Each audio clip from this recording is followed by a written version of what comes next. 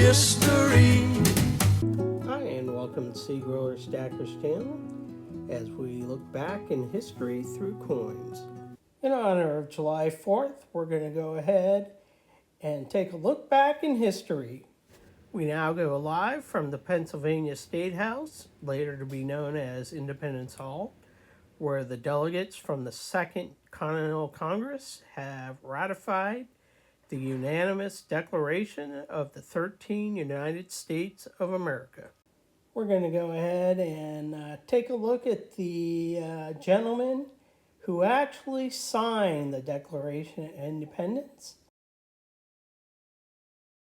You may recall that the last sentence of the Declaration of Independence was, "And for the support of this declaration, with a firm reliance on the protection of divine providence, we mutually pledge to each other our lives, our fortunes, and our sacred honor." While none of the signatories were directly killed as a result of the Declaration of Independence, many did suffer large financial difficulties as a result. First question I have is, how many signatories were there on the Declaration of Independence? If you go back and take a look, there was actually 56 signatories.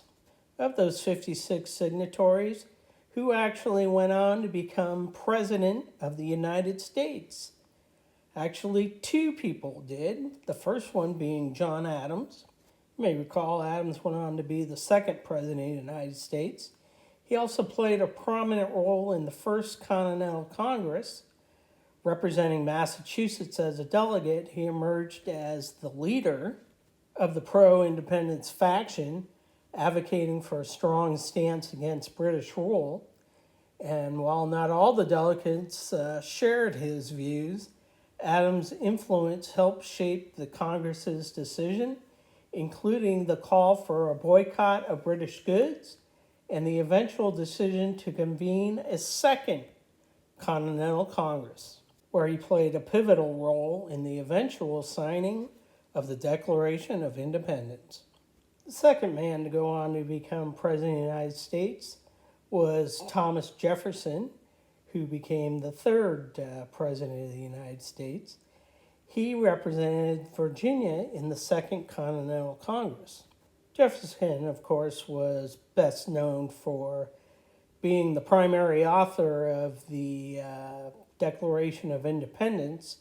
It was Jefferson's advocacy for individual rights, including the freedom of thought, speech, and religion, which helped shape the ideological foundations of the Revolution and inspired the 13 colonies in their revolutionary fight for independence. Who was the first signatory of the Declaration of Independence? That, of course, goes to John Hancock.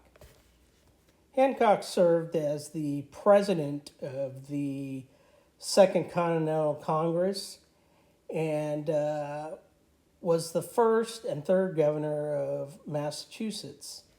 His large and stylish signature on the Declaration of Independence led to Hancock's becoming a colloquialism for a person's signature. The reason he signed it so large is he declared he wanted King George to be able to read his signature. Who was the last signatory of the Declaration of Independence? That honor goes to Thomas McKeon.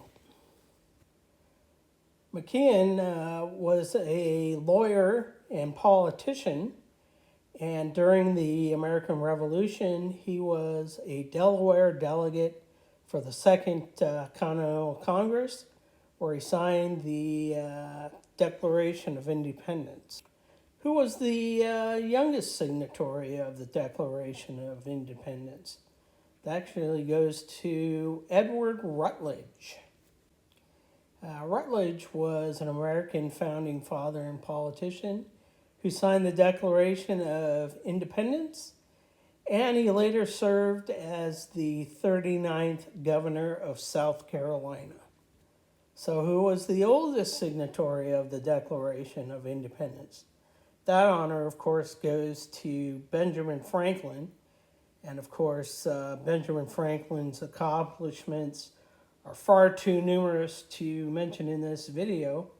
However, when John Hancock said during the Second Continental Congress, "We must all hang together," Franklin humorously replied, "We either all hang together, for we surely will all hang apart."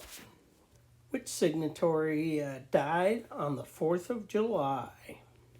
Thomas Jefferson's last reported words were, "No, doctor, nothing more," spoken to his physician. However, he also repeatedly asked or stated, "Is this the fourth?"